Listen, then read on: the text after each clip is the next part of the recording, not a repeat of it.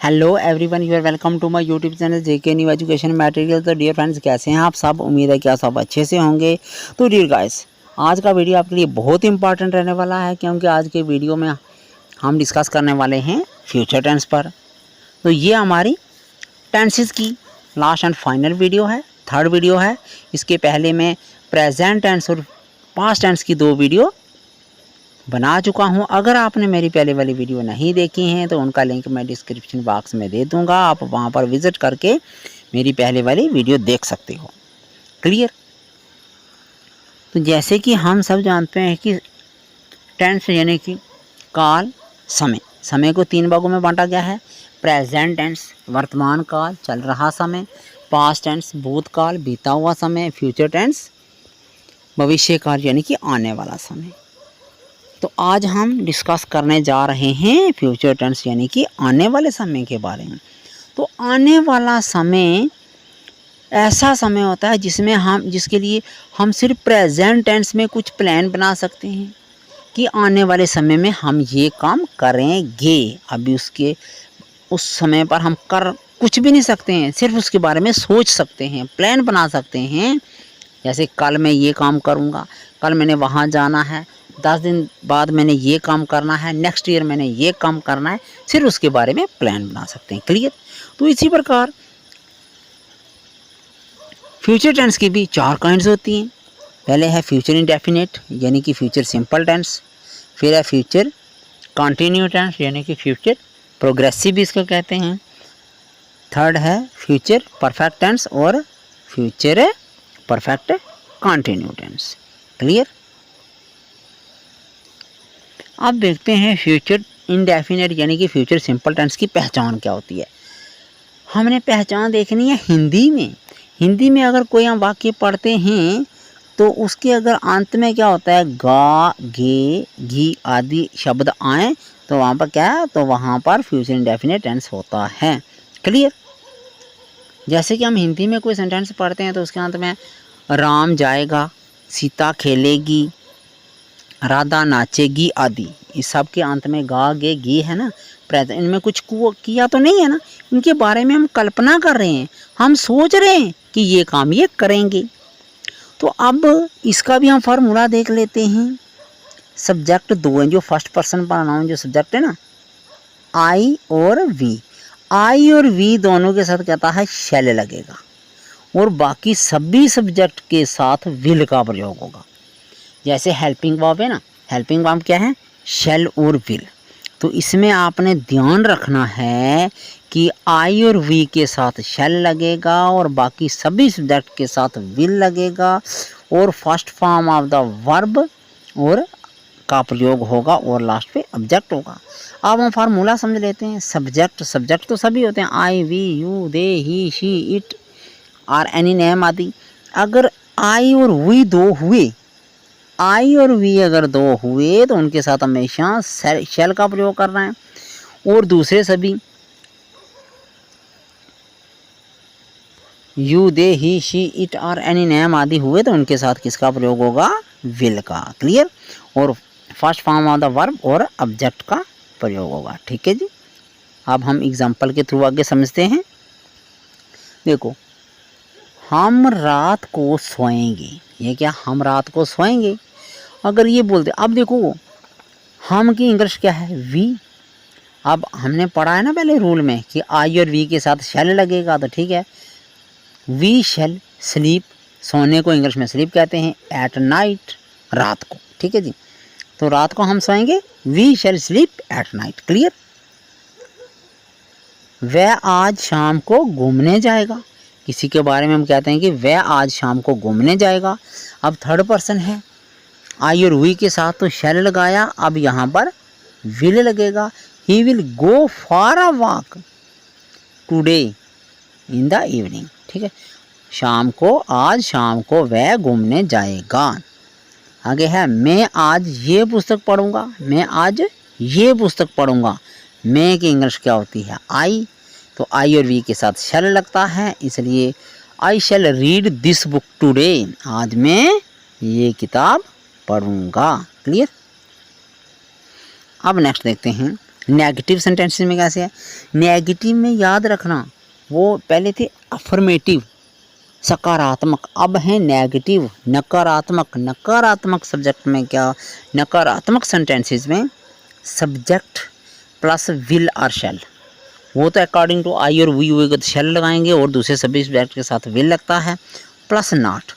Will shall plus not plus first form of the verb plus object.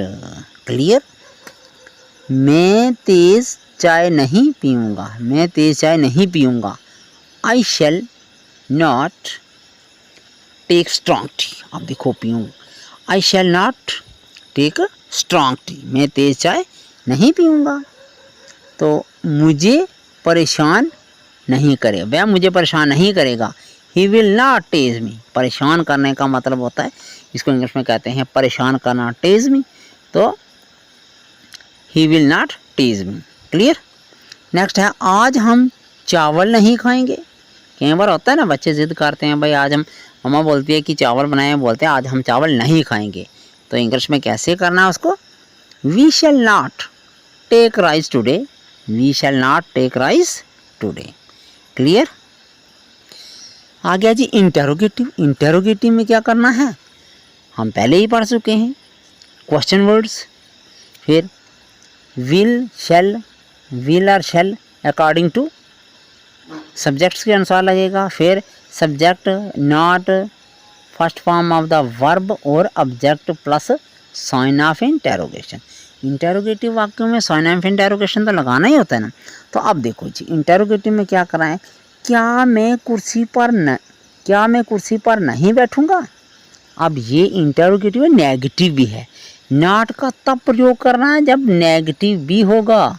Interrogative negative होगा तब, अगर सिर्फ interrogative होगा तो फिर नॉट का प्रयोग नहीं होता। क्लियर। अब पहला क्या है, क्या मैं कुर्सी पर नहीं बैठूंगा, ये इंटेरोगेटिव भी है और नेगेटिव भी है, इसमें ना भी लगा है नहीं भी लगा है। तो उसका क्या है, देखो मैं, इसकी हेल्पिंग वर्ब शैल ही होती है ना, इसलिए हमने पहले क्या, shall I not sit on a chair, shall I not sit on a chair. Clear.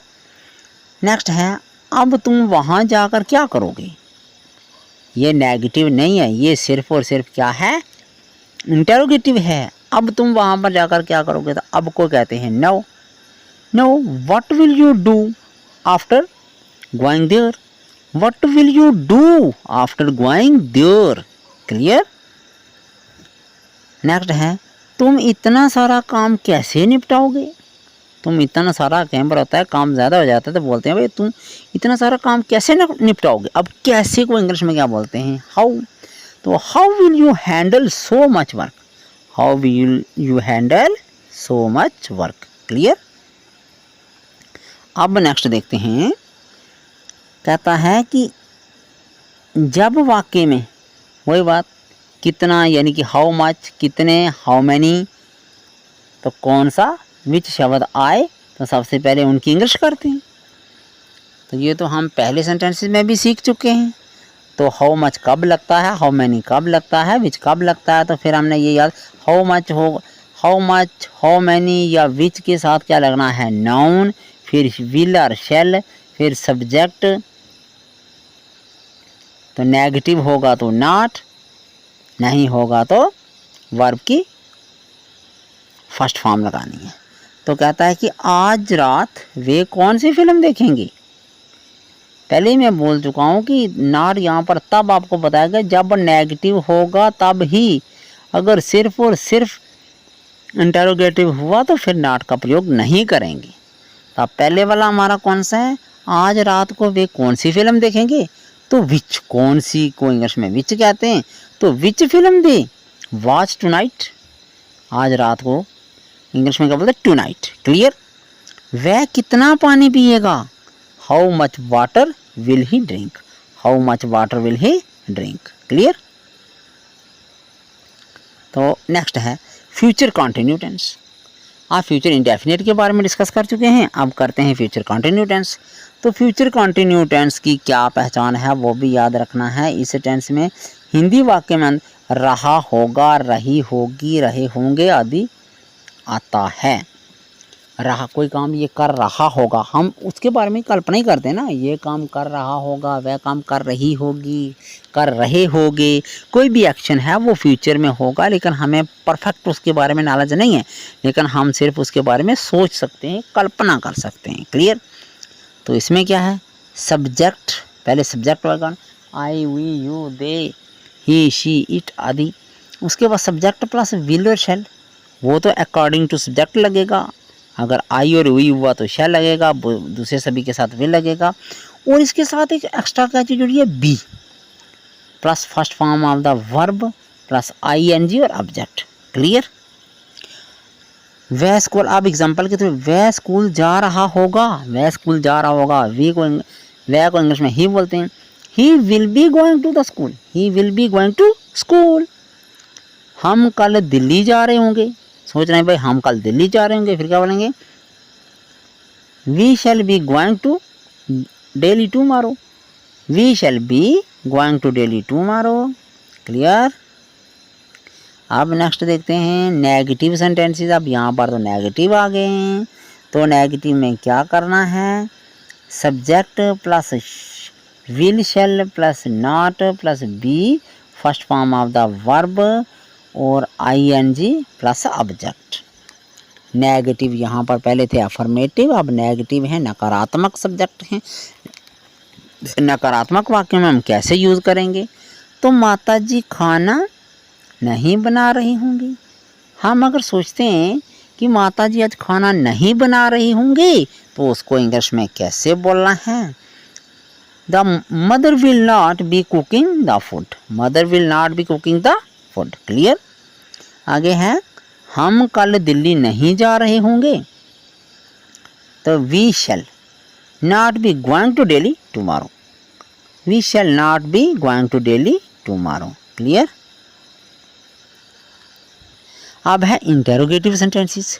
अगर इंटेरोगेटिव यानी कि प्रश्नात्मक वाक्य, समझिए, पहले क्वेश्चन वर्ड्स, फिर विल और shall, subject be plus first form of the verb plus ING plus subject.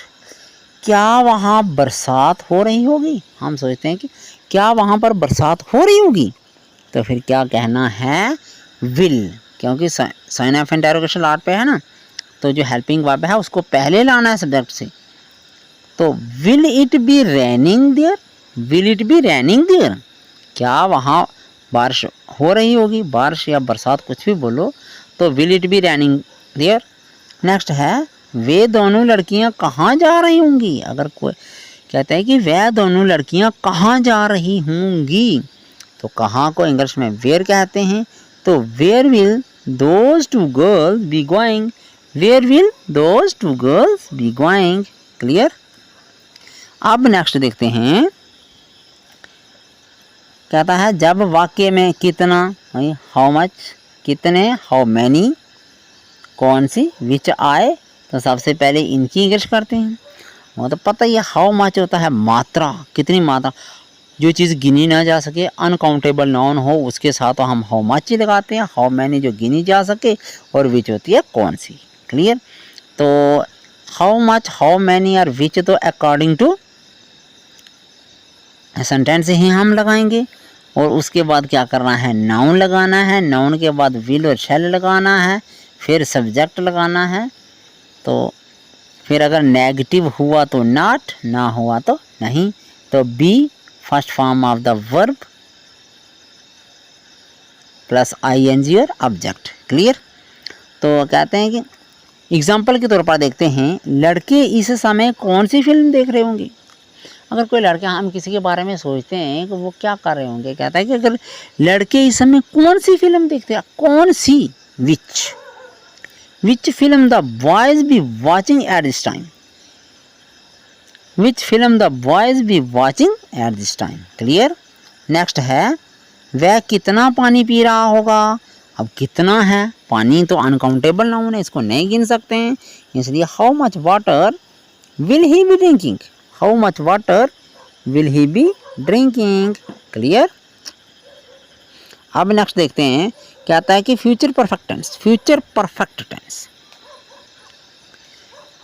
Future perfect tense में हिंदी में वाक्य के अंत में चुका होगा, चुकी होगी, चुके होंगे आदि आता है। इसमें हेल्पिंग वर्ब विल हैव या शैल हैव के साथ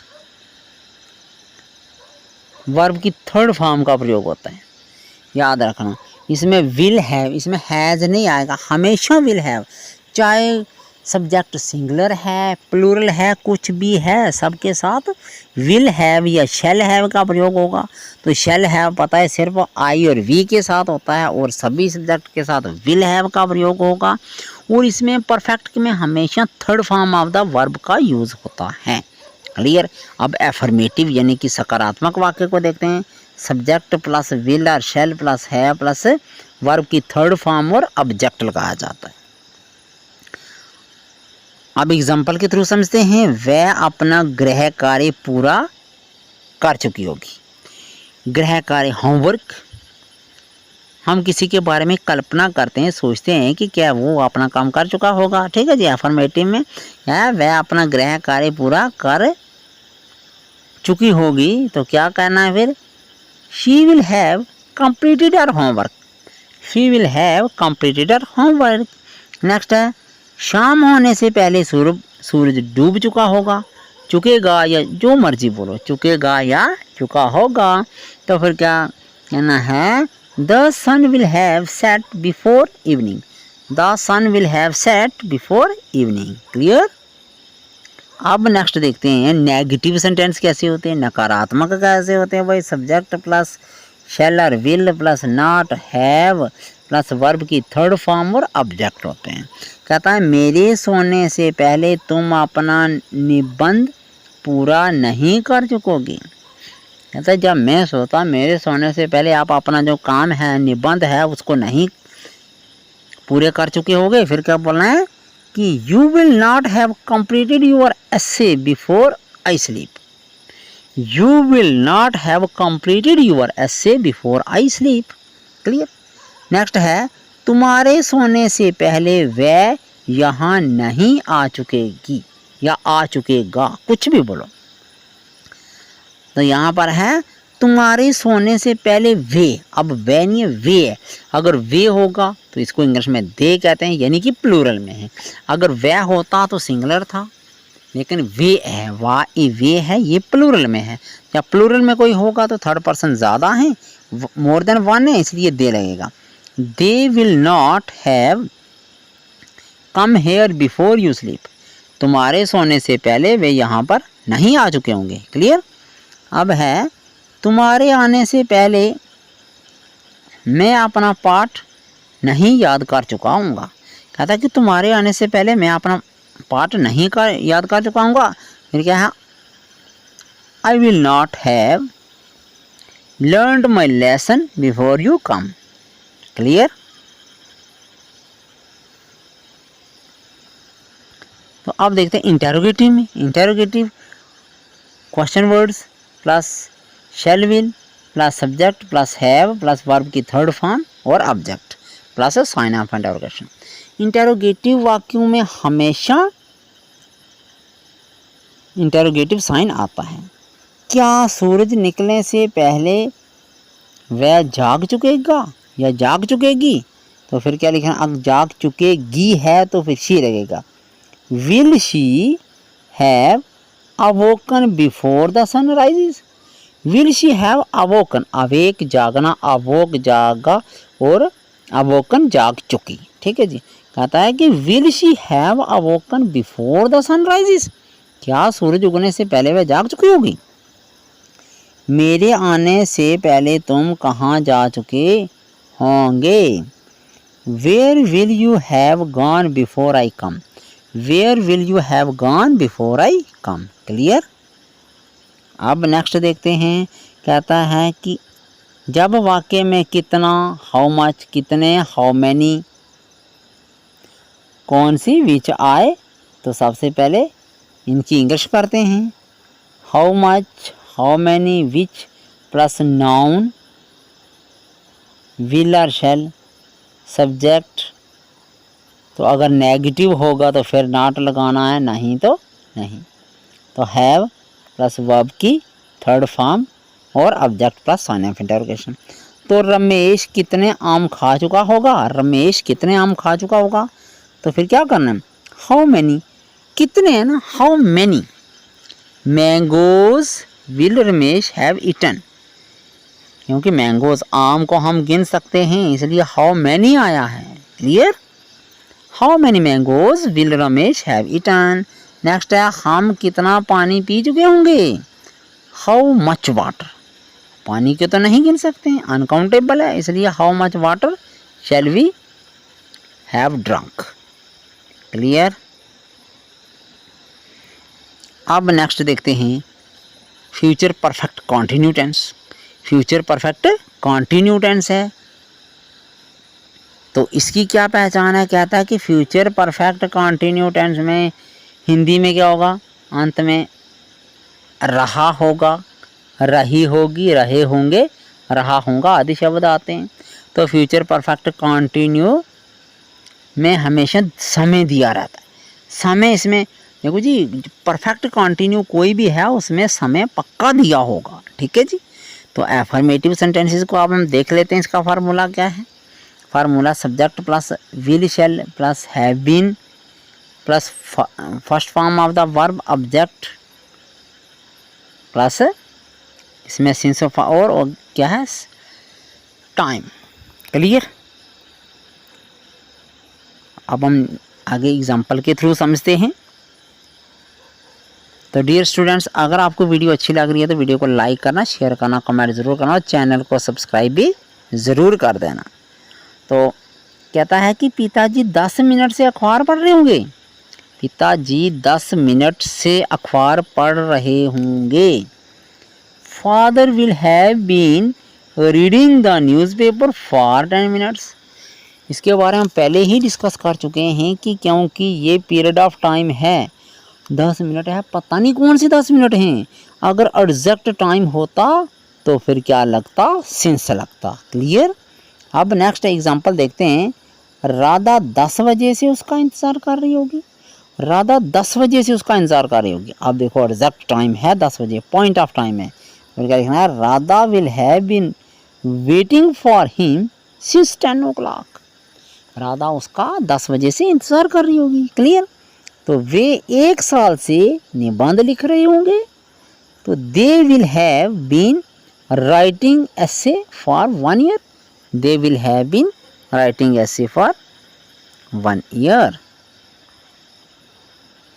तो नेगेटिव सेंटेंस कैसे होती हैं, नेगेटिव का भी हम देख लेते हैं। नेगेटिव में subject plus shall will plus not have been first form of the verb plus ing plus object, तो प्लस टाइम, सिंस और फॉर और टाइम लगता है। क्लियर। सितारे 6 बजे से आकाश में नहीं चमक रहे होंगे। अब नेगेटिव है ये, सितारे 6 बजे से आकाश में नहीं चमक रहे होंगे।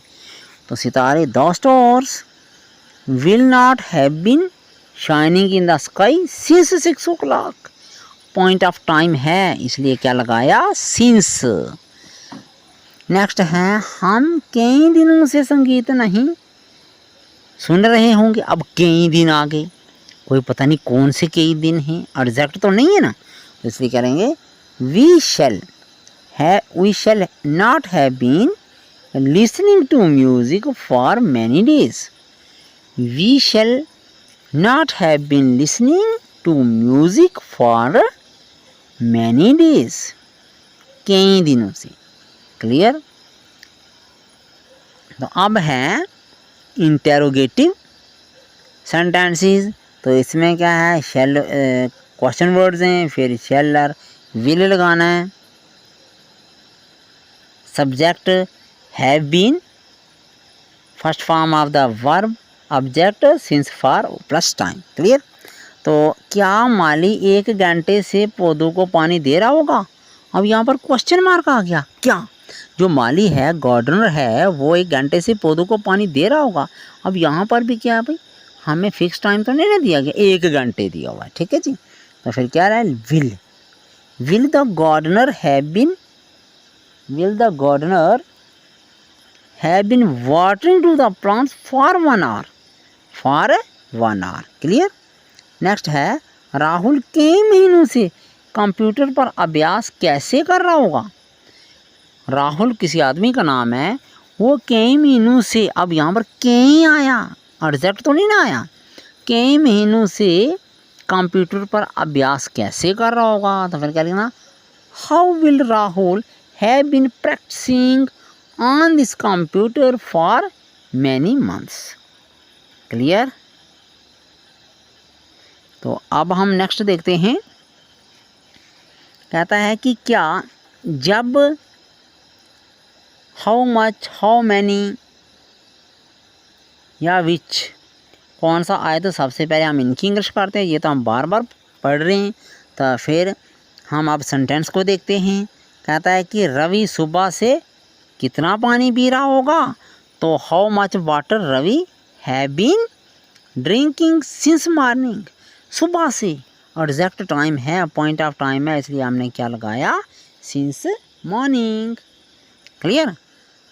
तो मैं कितने दिनों से इस घर में रह रहा हूँगा, अभी देखो क्लियर तो नहीं है ना कि दिन, कितने दिनों से। तो फिर क्या लिखना, for how many days will I have been living in this house, clear. तो thanks for watching this video, have a nice day.